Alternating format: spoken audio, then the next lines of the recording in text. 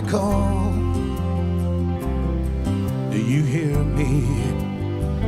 I've lost it all, and it's more than I can bear. I feel so empty. You're strong, I'm weary, I'm holding on,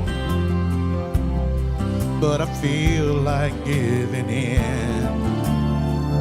Still you're with me, and even though I'm walking through the valley of the shadow, I will hold tight to the hand of Him whose love will comfort me.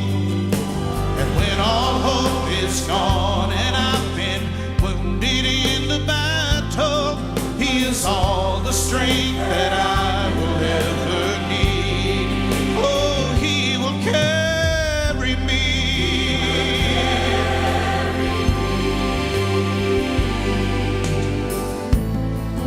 I know I'm broken, and you alone can mend this heart of mine. You're always with me, and even though I'm walking through the valley of the shadow, I will hold tight to the hand of Him whose love will comfort me. And when all hope is gone and I've been wounded in the battle, He is all the strength that I will ever need. Oh, He will carry me.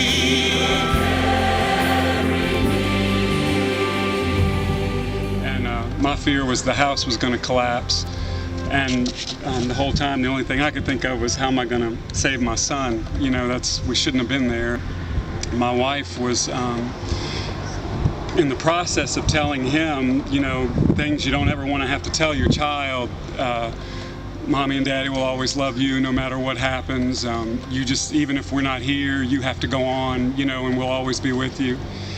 And Keith, he was at the window, and he just calls out all of a sudden. He says, Jesus is staring at me. And he said, no, come to the window, come see. And so we went to the window, and one of the icons that was in a room downstairs on the opposite end of the house managed to somehow come around the back, I guess, of the house and floated in the opposite direction of the water and just sat right in front of the window and didn't move. And it was our icon of Jesus.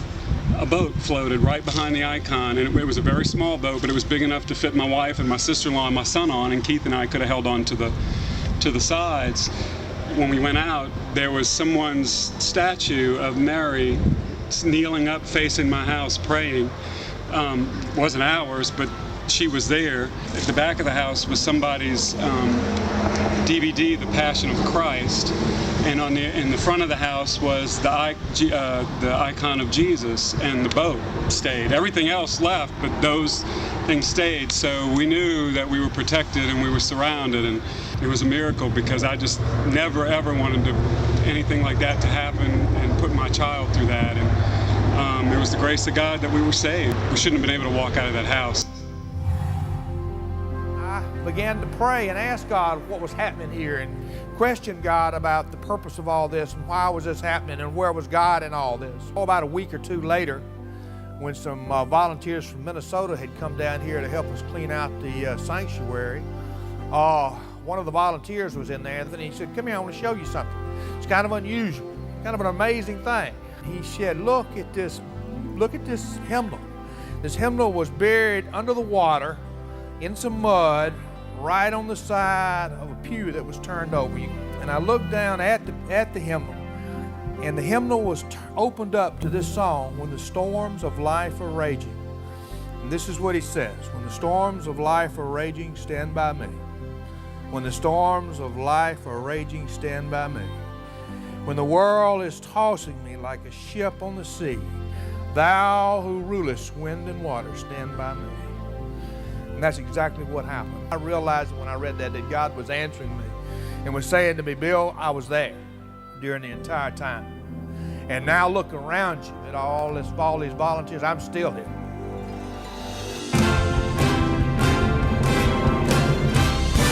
And even though I feel so lonely, like I have never been before,